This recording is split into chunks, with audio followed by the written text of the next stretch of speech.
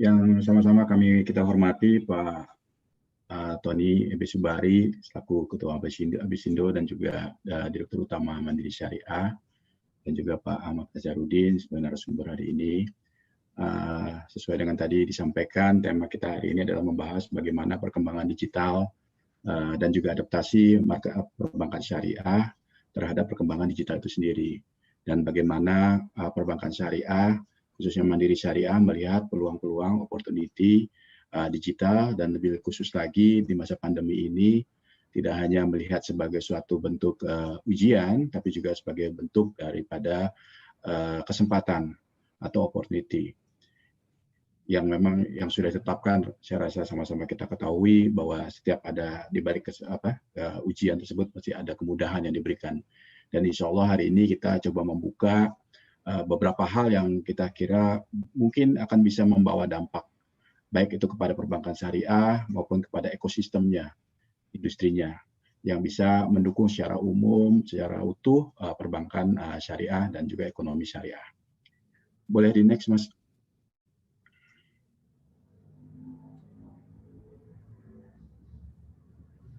Mohon maaf, boleh next-nya?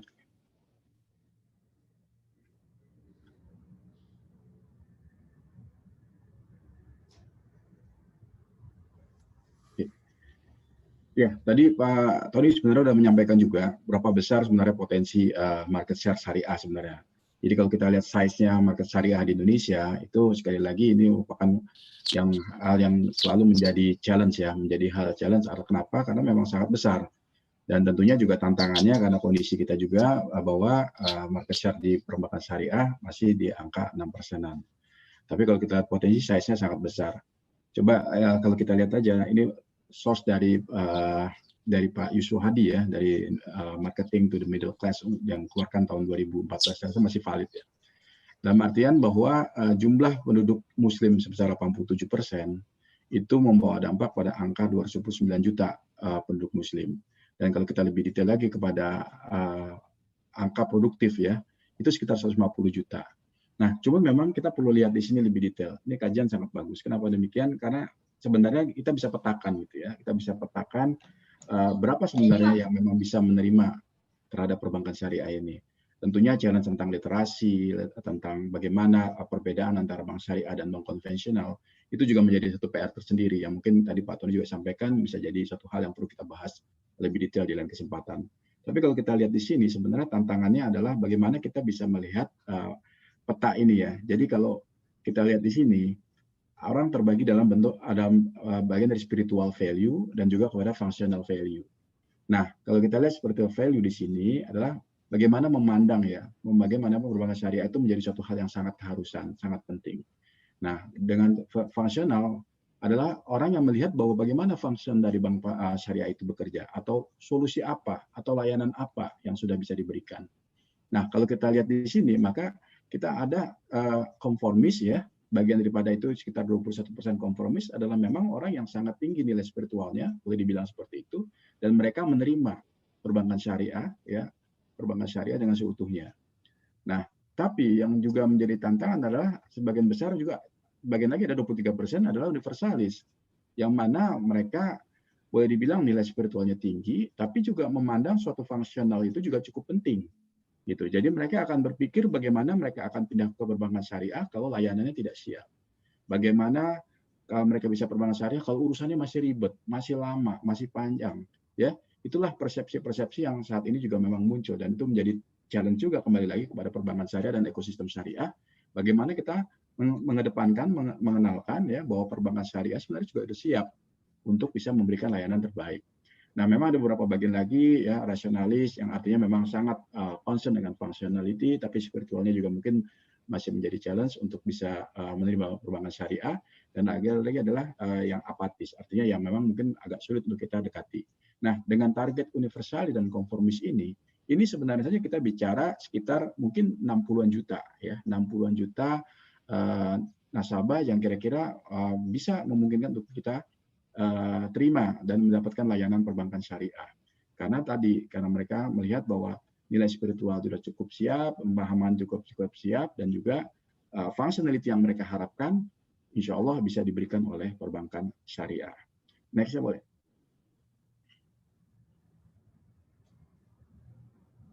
Ya.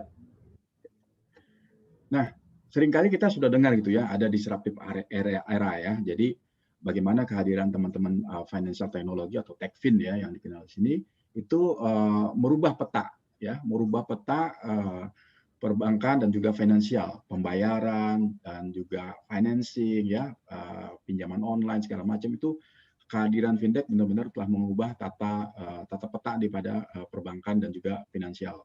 Dan ini juga tentunya berdampak pada perbankan syariah. Sebagai gambaran saja, kalau kita dulu bicara yesterday bank atau yang masa silam ya, bank hanya bisa bermain sendiri dan bank bisa dengan nyaman ya untuk mengapproach nasabahnya. Tapi apa yang terjadi hari ini adalah kehadiran adanya GoPay, OVO, lalu ada Investri yang juga pembiayaan syariah dan seterusnya, itu membuat perubahan. Bagaimana bank bisa bersaing dengan mereka? Bank bisa memberikan layanan yang cepat, aman, ya, dan juga tentunya mudah dan nyaman buat si nasabahnya. Tapi apa yang terjadi dengan besok ya, tomorrow bank? Ini boleh dibilang kalau kita lihat kajian-kajian, semua tidak ada yang bisa memastikan seperti apa gitu ya bank di masa depan. Apakah bank itu semua akan beralih ke digital tanpa adanya branch atau branch sebuah fungsi atau masyarakat kita memang sudah siap atau belum. Nah, itu semua masih menjadi diskusi. Walaupun kita tidak bisa menunggu diskusi selesai, yang pasti kita tetap siapkan. Jadi di industri perbankan sendiri untuk mengantisipasi ini tentunya teknologi dan digitalnya harus disiapkan. Tapi pandemi sekali lagi. Jadi saya bawa ke pandemi kenapa? Ternyata pandemi juga telah membuat perubahan-perubahan yang kita pikirkan itu akan terjadi di masa yang lebih jauh lagi ke depan, ternyata bisa jadi lebih cepat gitu ya. Jadi seperti layaknya kita sekarang melakukan diskusi online seperti ini belum tentu bisa kita bayangkan di bulan Februari lalu. Tapi inilah yang terjadi. Ya, kita berubah semua. Masyarakat yang kita pikir tidak siap dengan mobile banking ternyata lebih siap saat ini. Ya, pertumbuhan transaksi dan sebagainya menunjukkan bahwa masyarakat sebenarnya siap. Jadi kalau kita lihat dari kacamata kami di perbankan syariah dan khususnya Mandiri Syariah, kami melihat bahwa kondisi ini, pandemi ini merupakan suatu kesempatan juga gitu ya. Di balik bahwa ini adalah suatu kesulitan, tapi kita melihat ini adalah suatu kesempatan. Bagaimana? Karena industri semuanya merestart kembali gitu ya. Kalau kita lihat kemarin adanya financing dari GoPay dengan payletternya, OVO dan seterusnya, sekarang pun mereka juga menahan itu dengan melakukan analisa kredit yang lebih baik lagi. Tentunya dengan teknologi yang kita bisa siapkan, tentu ini akan menjadi kesempatan juga untuk Mandiri Syariah dan perbankan syariah pada umumnya bisa bersaing. Oke, next. Nah, ini gambaran tentang behavior. Jadi ini sangat menarik dari Mandiri Syariah. Kami beberapa kali diskusi dengan Pak CEO ya, Pak Iswahadi terkait dengan perubahan behavior. Beliau mengatakan dengan adanya mega shift ya, 4 mega shift ini. Jadi ini sangat menarik bagaimana behavior itu begitu berubah ya di masa pandemi ini. Dan ini merupakan acuan yang bisa kita pakai di perbankan khususnya untuk melihat bagaimana kita bisa melayani nasabah kita lebih baik lagi. Yang pertama tentunya masyarakat berubah lebih kepada ke bottom piramid ya, kebutuhan-kebutuhan pokok. Ya, kita pasti juga baca di beberapa pemberitaan hari-hari ini bahwa banyak nasabah juga menahan untuk melakukan pembelian investasi besar, tapi lebih cenderung tetap melakukan pembelian-pembelian yang kebutuhan-kebutuhan pokoknya. Dan itu juga cenderung meningkat karena kemudahan akses secara online.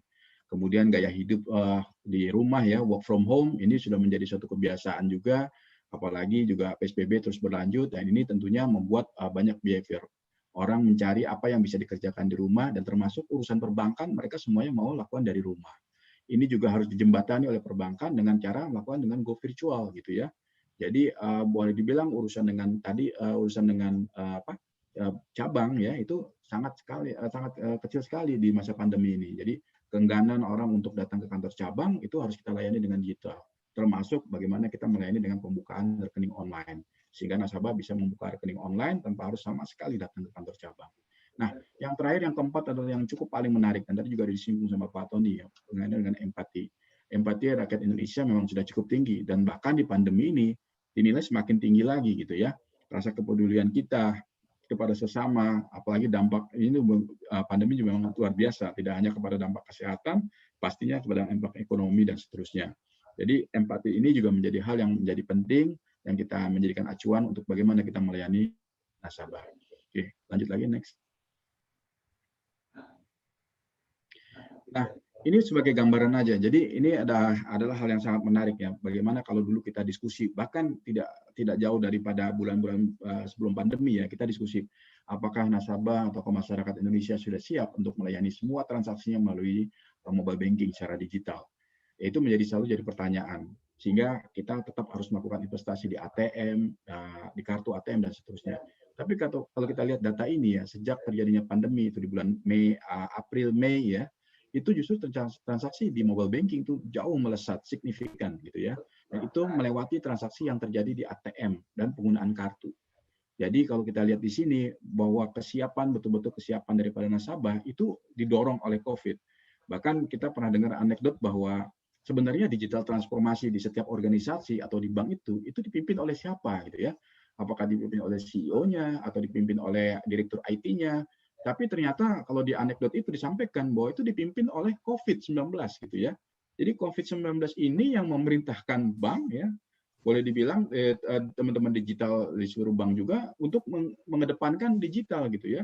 Jadi siap tidak siap, misalkan buka rekening online, akhirnya nasabah bisa menerima itu. Dan akhirnya ini pengalaman yang juga menjadi pengalaman yang bagus buat nasabah. Karena ternyata yang kita pikirkan kekhawatiran ketidaksiapan itu terjawab. Dan alhamdulillah nasabah juga siap. Dan transaksi juga begitu. Jadi transaksi yang terjadi itu meningkat gitu ya. Transaksi digital juga meningkat. Ini meningkat 45% ya. Dan bahkan kita lihat kalau kita lihat grafisnya itu sangat tajam setelah terjadinya pandemi. Jadi di awal 2020 ini luar biasa pertumbuhannya transaksi. Jadi bagaimana orang top up untuk wallet ya, pembelian untuk belanja online, belanja untuk di e-commerce besar, Tokopedia, Shopee, Bukalapak ya dan seterusnya itu meningkatkan transaksi. Jadi artinya inilah yang terjadi sekarang bahwa semuanya maunya serba digital dan alhamdulillah baik bank dan nasabahnya juga sudah siap. Boleh next. Nah, ini yang tadi saya sampaikan tentang buka rekening online. Jadi ini tidak pernah ada dalam benak kami sebenarnya bahwa pertumbuhan sedemikian cepatnya gitu ya. Jadi memang kita sudah siapkan alhamdulillah di akhir tahun lalu kita mendapatkan izin dari OJK untuk membuka layanan pembukaan rekening secara online. Nah, pembukaan ini mulai dari Januari kita lihat masih cukup landai pertumbuhannya. Bahkan cenderung sempat turun di Maret ya karena mungkin kita perlu lagi boosting. Tapi apa yang terjadi ya setelah Mei, Juni, Juli dan Agustus itu pertumbuhannya sangat luar biasa. Jadi kalau data Agustus kita lihat bahwa perbandingan antara orang yang membuka rekening nasabah baru ya yang berhijrah ke Mandiri Syariah dari total buka rekening tiap bulannya itu sekitar 35% sudah menggunakan online. Dan bahkan data terakhir September baru saja kami dapatkan itu sudah mencapai 45%. Jadi 45% dari orang yang membuka rekening baru ya di Mandiri Syariah itu dengan cara online. Mereka membuka dari rumah, mereka membuka dari tempat manapun itu, mereka bisa lakukan. Jadi alhamdulillah ini justru memberikan suatu solusi gitu ya. Solusi yang mungkin kalau tidak ada pandemi tidak akan pernah dicoba sebanyak ini gitu ya. Orang-orang mungkin saya akan masih lebih baik datang ke kantor cabang gitu ya karena masih belum nyaman dengan menggunakan mobile banking. Tapi alhamdulillah gitu dengan adanya pandemi juga disinilah ada suatu solusi gitu. Nasabah mau mencoba dan experience itu mereka dapat dan experience itu yang mereka sampaikan ke yang lainnya sehingga saling mengajak untuk berhijrah jadi lebih mudah secara digital. Next ya boleh. Nah ini tadi juga yang disampaikan tentang empati ya. Jadi pertumbuhan daripada dana zakat, infak, sedekah dan wakaf ya untuk tahun 2020 ini sangat luar biasa gitu. Jadi pertumbuhannya sudah mencapai sekitar 28 miliar gitu ya untuk sampai dengan September ini. Nah, dari pertumbuhan 28 miliar itu tumbuh 84% dari tahun lalu. Jadi kalau kita lihat wakaf yang dijalankan oleh Mandiri Syariah itu ya program wakaf misalkan itu baru 2019 akhir itu luar biasa itu sampai 200% pertumbuhannya di 2020. Begitu juga dengan zakat dan infak ya. Jadi dengan program-program yang kami jalankan bersama Last BSM Umat ya antara bagaimana kami membangun masjid dengan dana wakaf gitu. Jadi ini merupakan masjid yang kedua yang BSM bangun bersama-sama nasabah dan stakeholder lainnya. Ya di kilometer 166 sebelumnya sekarang kilometer 88. Jadi pengen punya juga cita-cita gitu ya Mandiri Syariah punya masjid di setiap rest area di sepanjang tol yang ada gitu ya. Nah, kemudian juga bagaimana kita melihat kemarin ada pada saat pandemi awal ada kebutuhan APD, ya, alat pelindung diri dan sebagainya, masker. Itu pun dengan cepatnya nasabah mau bersama-sama ya, mau bersama-sama dengan Mandiri Syariah berinfak ya, lalu kami salurkan kepada tenaga-tenaga kesehatan. Begitu juga dengan program gerakan tetap bisa online ya, tetap bisa sekolah online. Kita sering lihat bahwa kemarin sempat memang kita tidak bisa menyalahkan banyak pihak karena kondisi ini juga bahwa banyak murid-murid ya, adik-adik kita yang tidak bisa melanjutkan sekolah karena keterbatasan tentang device ya, tidak punya handphone, tidak punya tablet, laptop, bahkan paket kuota juga tidak punya. Itu dan segera kita galang gitu ya di dana infak, dan alhamdulillah itu pun hampir setiap minggu kita salurkan sekitar 50 sampai 100 juta. Jadi mereka tetap bisa membeli paket data, kita bisa membelikan mereka device dan seterusnya. Jadi intinya mereka tidak terganggu untuk tetap bisa belajar online. Lalu kemudian juga tentang bagaimana kita terhadap lingkungan sekitarnya melalui bantuan-bantuan pangan dan pokok dan sebagainya. Ini semua program-program yang kita bawa dan kita jalankan bersama dengan Lasnas Passion Umat yang membangun kepercayaan untuk bisa memberikan dampak kepada donatur ya, untuk bisa terus meningkatkan dana siswanya. Oke, next. Tadi sudah disampaikan dengan Pak Tony, jadi sebenarnya sesederhana ini gambarannya bagaimana bisa suatu bank atau perbankan syariah dan khususnya Mandiri Syariah melihat opportunity untuk bisa compete dengan bank konvensional. Jadi kalau saya jelaskan kembali, bank konvensional mungkin tidak bisa sampai ke level atau ke tingkat di spiritual. Mungkin sosial ada, tapi tidak bisa fokus di situ juga. Tapi alhamdulillah apa yang terjadi gitu ya di perbankan syariah, ternyata layanan ini bisa sangat kompleks gitu ya, sangat komplit gitu ya. Jadi kebutuhan dari seorang nasabah terhadap kebutuhan finansialnya, kebutuhan sosialnya, kebutuhan spiritualnya pun itu bisa dipenuhi. Dan inilah juga sebenarnya yang membuat bagaimana user aktif gitu ya, user aktif yang menggunakan mobile banking itu terus meningkat. Jadi sebagai gambaran aja saat ini sudah sampai 1,4 juta pengguna daripada Mandiri Syariah Mobile. Yang mereka lakukan di Mandiri Syariah Mobile apa? Mereka bisa membeli pulsa, membeli paket data, transfer dan seterusnya urusan finansial, termasuk investasi ya. Dan di luar itu mereka juga dilengkapi dengan tadi itu sosial, mereka bisa terlibat gitu ya, terlibat dalam pemberian zakat, infak dan segala macam, sehingga apa yang mereka lakukan atau mereka manfaatkan dari Mandiri Syariah Mobile ini lebih dari sekadar transaksi finansial. Dan yang paling penting tadi adalah spiritual gitu. Jadi 24 jam daripada journey dari seorang nasabah itu insya Allah bisa kita penuhi. Kita memang punya cita-cita ya. Kalau kita betul pernah kajian gitu ya, bagaimana Facebook bisa meliputi 24 jam daripada seseorang untuk selalu membuka aplikasinya. Instagram juga demikian gitu ya. WhatsApp apalagi itu dominan sekali itu orang untuk membuka aplikasinya. Nah, insya Allah dengan pemenuhan tadi ya, spiritual, sosial dan finansial, Mandiri Syariah Mobile bisa punya banyak lagi kesempatan ya untuk bisa dipakai oleh nasabahnya. Oke, next. Nah, ini kita lebih detail tentang QRIS ya. Jadi kalau dari Bank Indonesia sendiri ingin menyebutnya namanya QRIS gitu ya. QRIS ini adalah suatu metode pembayaran dengan menggunakan QR code ya. QR code itu quick response code gitu. Jadi berdasarkan dengan dari peraturan Dewan Gubernur ya. Jadi QRIS ini sudah di-launching sejak tahun lalu sebenarnya di 17 Agustus 2019. Dan alhamdulillah Mandiri Syariah sudah mendapatkan izin, baik itu izin sebagai acquirer ya, menerima pembayarannya di toko-toko atau di merchant, maupun sebagai issuer. Jadi daripada nasabahnya, pembelinya bisa juga menggunakan itu. Dan memang ini sangat membedakan kita. Jadi dulu itu yang namanya QR itu di-provide atau disediakan oleh masing-masing PJSP ya. PJSP itu adalah penyelenggara jasa sistem pembayaran. Itu masing-masing. Jadi kalau kita harus OVO, kita harus bayar dengan OVO. Kalau kita GoPay dengan GoPay. Kalau Mandiri Syariah dengan Mandiri Syariah. Nah, dengan adanya QRIS ini pembayaran terkoneksi gitu ya. Ada interkoneksi antara tadi PJSP dengan satu dengan yang lainnya. Nah, ini sekarang sudah terdapat 44 penyelenggara yang diberikan izin, tadi termasuk di perbankan syariah, ada Mandiri Syariah dan BRI Syariah. Nah, sumber dananya yang menarik. Jadi kalau dulu orang harus top up dulu ya ke GoPay atau ke OVO baru bisa melakukan scan pembayaran, sekarang tidak. Jadi dengan menggunakan Mandiri Syariah Mobile, mereka bisa langsung menggunakan rekeningnya. Jadi tidak harus lagi top up, langsung menggunakan Mandiri Syariah Mobile. Nah, itu sangat memudahkan.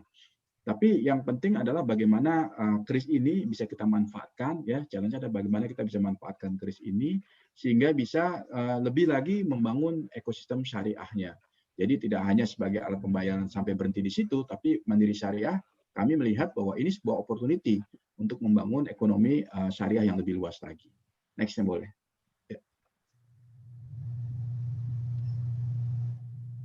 Jadi lebih detail lagi ke perbedaan ya. Jadi kalau dulu sebelumnya kalau sering kita lihat di beberapa toko itu berjejer ya.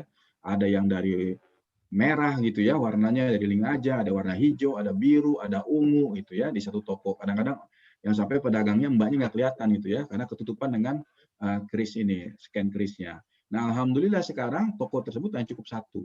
Ya, jadi toko tersebut bisa membuka rekeningnya, misalkan di Mandiri Syariah, membuka rekening Mandiri Syariah, dan bisa menerima pembayaran dari berbagai macam PJSP tadi, gitu ya. Bisa terima dari OVO, GoPay, dan segala macam. Lalu apa manfaatnya buat toko tersebut? Tentunya lebih murah, lebih efisien buat mereka. Mereka tidak perlu lagi membuka di masing-masing, harus punya OVO, harus punya GoPay, harus punya rekening BCA, rekening Mandiri Syariah, dan seterusnya. Nah, kalau memang mereka sudah berniat untuk berhijrah dengan perbankan syariah, insya Allah toko ini cukup membuka rekening syariah saja, Mandiri Syariah, lalu mereka tetap bisa menerima pembayaran dari manapun tadi. Nah, itu tentunya akan membuat efektif, efisien dalam pengelolaan. Dan tentunya dari pengelolaan dana tersebut juga kita bisa melihat gitu ya volume sales-nya gitu ya, penjualannya dari toko tersebut. Yang ini bakal merupakan menjadi apa namanya kajian kita ya, analisa kita untuk melihat potensi daripada pembiayaan mikro dan seterusnya. Dan juga tentunya ini menjadi suatu bentuk branding ya, karena pedagang-pedagang tadi, merchant-merchant tadi, itu juga kami ajak sebagai yang kita sebut namanya agen untuk membuka rekening online. Ya. Jadi pedagang-pedagang tadi itu bisa juga mengajak pembelinya untuk mengajak pembelinya berhijrah dengan melakukan pembukaan rekening secara online. Yang kita sebut namanya agen burekol gitu ya, agen buka rekening online. Oke, next-nya berikut.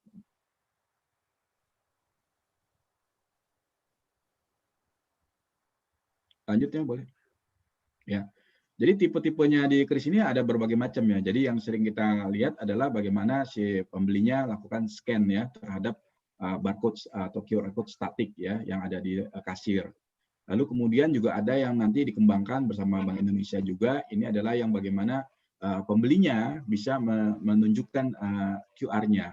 Nah ini nanti akan digunakan misalkan untuk transaksi-transaksi di transportasi gitu ya, menggantikan kartu-kartu e-money dan sebagainya. Sehingga orang tidak lagi perlu megang kartu dan orang bisa menggunakan handphonenya juga untuk melakukan pembayaran. Jadi nanti di pintu masuk gate-nya di misalkan kereta api komuter line atau di busway itu bisa menggunakan yang model customer presented mode ini nomor 2. Nah, untuk lembaga-lembaga yang memang tidak perlu ada melakukan penjualan ya, lembaga sosial dan sebagainya, itu pun ada yang tanpa tatap muka ya. Jadi bisa saja kris ini bisa ditempelkan di dinding masjid, di tempat-tempat yang baik ya, di sekitar masjid, lalu di kotak amal dan seterusnya. Sehingga ini juga memberikan potensi kemudahan buat orang untuk beramal, berzakat di lingkungan lembaga-lembaga sosial. Boleh lanjut lagi?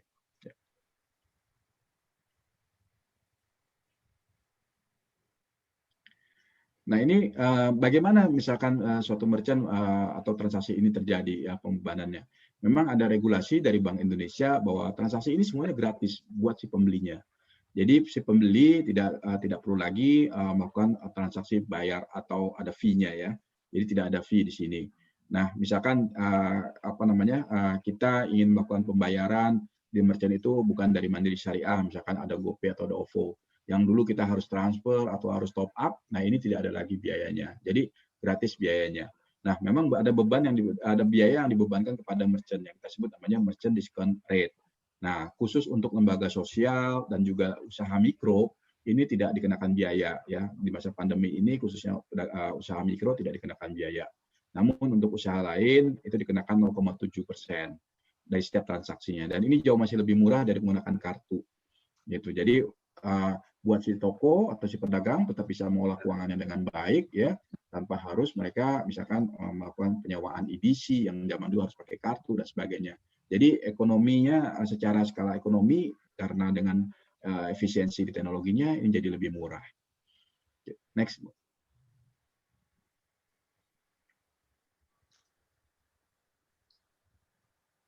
Nah, lalu bagaimana implementasinya sendiri gitu ya. Jadi Mandiri Syariah melihat bahwa kris ini suatu opportunity untuk membangun ekosistemnya gitu ya. Kita tidak melihat transaksi kris ini berdiri sendiri hanya untuk pembayaran saja. Tidak. Tapi kita melihat bagaimana kita bisa membangun misalkan masjid yang lebih baik ya, pengelolaan dana masjid yang lebih baik gitu ya. Kita lihat di masa pandemi tentunya banyak juga masjid-masjid yang terganggu ya penerimaan dana zakat infak sedekahnya untuk pengelolaan dana masjidnya. Nah, inilah yang kami bawa adalah solusi kris sehingga mereka bisa menyampaikan scan QR code ini kepada jamaahnya dan juga menempelkan logo kris ini misalkan di depan muka masjid sehingga orang tidak akan repot-repot untuk mencari kotak amal dan sebagainya. Nah, tapi setelah itu pun kami melihat bahwa ada kesempatan juga bagaimana kita bisa membangun keuangan masjid yang lebih baik.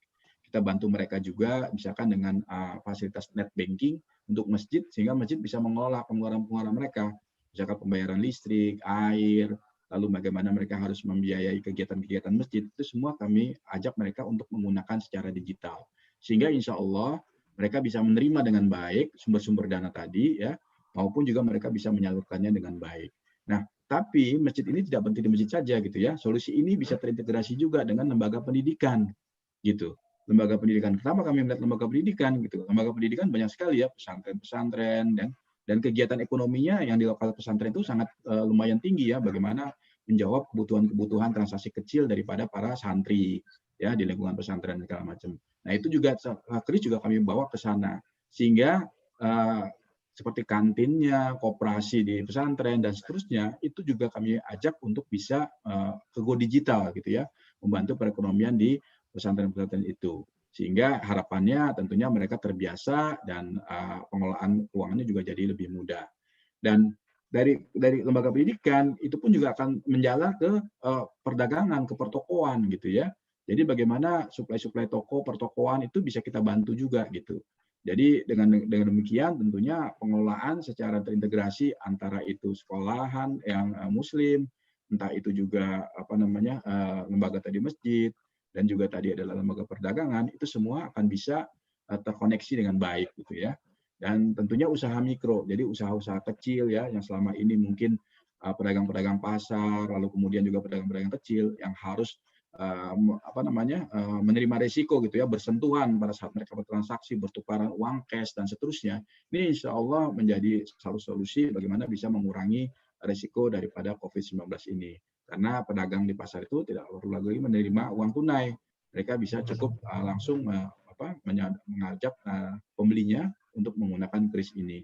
Dan inilah circle inilah yang coba kami bangun dengan menggunakan kris, didukung dengan tadi pembukaan rekening online, didukung dengan manajemen keuangan masjid, ke manajemen keuangan pertokoan dan seterusnya. Sehingga yang kita kenal bahwa kita mengenal umat mengenal fikih ibadah gitu ya, kita ajak juga mengenal fikih muamalah gitu ya.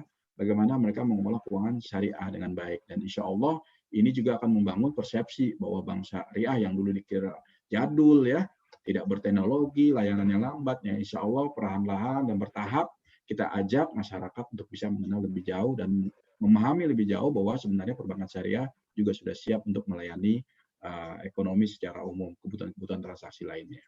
Oke, next.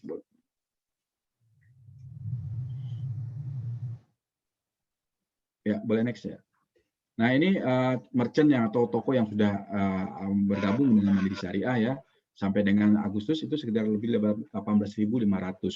Dan 6.500-nya sebenarnya adalah lembaga sosial dan masjid gitu ya.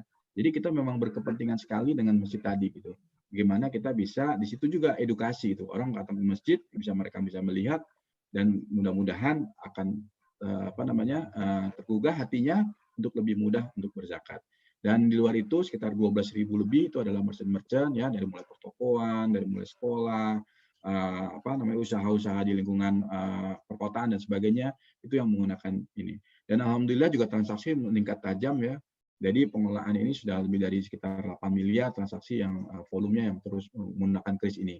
Memang secara tiket size kecil ya. Jadi misalkan orang sekitar 20.000, 30.000 mereka beli makan, beli kebutuhan pokok dan seterusnya 100.000. Nah itu mereka sudah terbiasa dengan menggunakan kris dan alhamdulillah ini terus meningkat gitu ya. Oke, next-nya.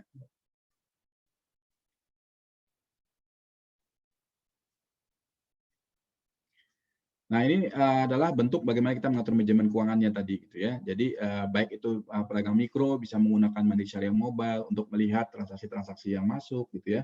Jadi mereka nggak perlu lagi khawatir misalkan ada transaksi pembayaran, melakukan kris, lalu bagaimana saya ngelihatnya segala macam itu bisa di Mandiri Syariah Mobile. Begitu juga dengan net banking untuk usaha-usaha yang lebih besar lagi ya. Mereka punya pegawai keuangan dan sebagainya, mereka bisa melihat transaksi-transaksi yang datangnya dari kris. Sehingga insya Allah monitoring transaksi ya, baik itu dari mesin kasir dan sebagainya, itu bisa terintegrasi dengan baik. Sehingga mereka bisa memonitor transaksinya dan meningkatkan penjualan. Oke, next-nya boleh.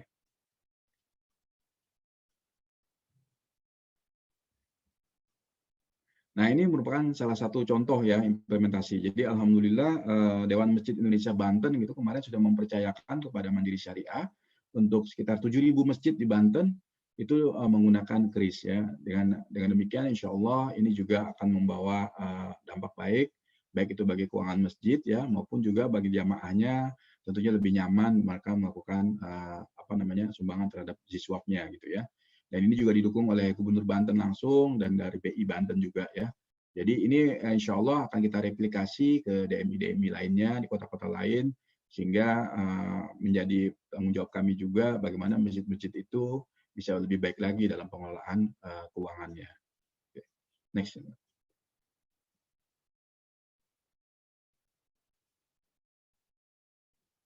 Ini salah satu contoh ya. Jadi tadi setelah masjid tadi kita lihat bahwa setelah ada kris itu pertumbuhan dananya jadi lebih baik gitu ya. Karena orang tentunya tidak hanya orang yang datang saja ke masjid tapi juga orang yang mungkin jamaah yang belum sempat ke masjid tapi mereka tahu bahwa ada kris itu mereka tetap bisa menyalurkan. Nah, kalau untuk toko itu pun juga demikian gitu ya. Mereka meningkat transaksinya 26%, terus saldo mereka juga meningkat gitu ya. Karena orang otomatis yang tadinya ragu-ragu misalkan untuk melakukan pembelian ya mereka lebih nyaman dengan menggunakan ini ya. Jadi pedagang makanan atau pedagang-pedagang di pasar segala macam itu bisa mendapatkan solusi yang baik. Nah, ini pun juga tentunya bisa menerima pembayaran dari PJSP lain. Jadi ini memungkinkan toko-toko tersebut jauh lebih baik dalam melakukan penjualannya. Oke, lanjut terakhir.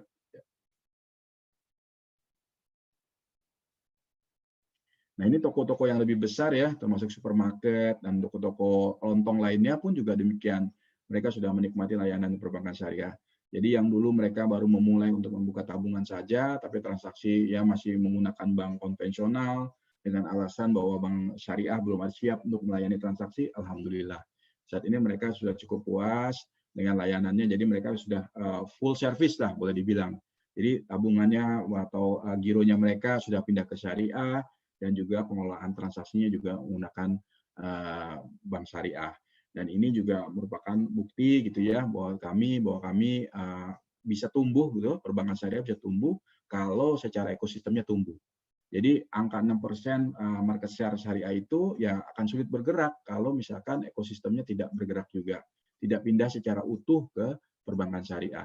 Nah, harapannya dari forum-forum seperti ini insya Allah pemahaman kita tentang perbankan syariah, pemahaman kita tentang kesiapan teknologi transaksi di perbankan syariah juga bisa kita sampaikan ke teman-teman, saudara-saudara kita, sehingga insya Allah tidak ada lagi keraguan terhadap penggunaan perbankan syariah.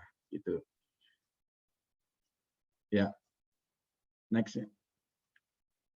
Saya terakhir ada sedikit video ya, bagaimana menggambarkan tadi sisi daripada universalis ya, teman-teman yang memang spiritualnya tinggi tapi tetap bisa menikmati fungsional yang ada di Mandiri Syariah. Boleh di-play ya? Mohon izin. Semua bisa bilang mudah. Itu bisa, itu juga bisa. Tapi kalau mudah sekaligus berkah? Kayak tinggal scan pas bayar kopi dan klik buat berbagi. Kelihatannya sih lagi asik chattingan. Taunya lagi husu baca Al-Quran.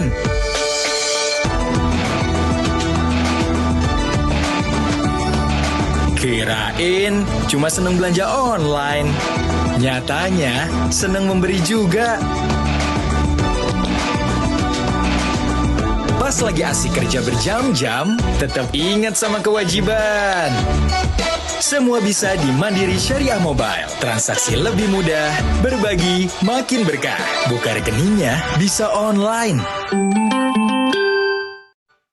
Alhamdulillah, ya itu tadi ya gambarannya kesiapan kami, insya Allah Mandiri Syariah untuk memberikan layanan terbaik, sama-sama berkolaborasi membangun ekonomi syariah, dan semoga ini bisa memberikan pemahaman yang baru, ya, pemahaman yang baru bahwa perbankan syariah, ekonomi syariah adalah pilihan yang terbaik buat kita semua. Amin amin ya Allah ya Rabbal alamin.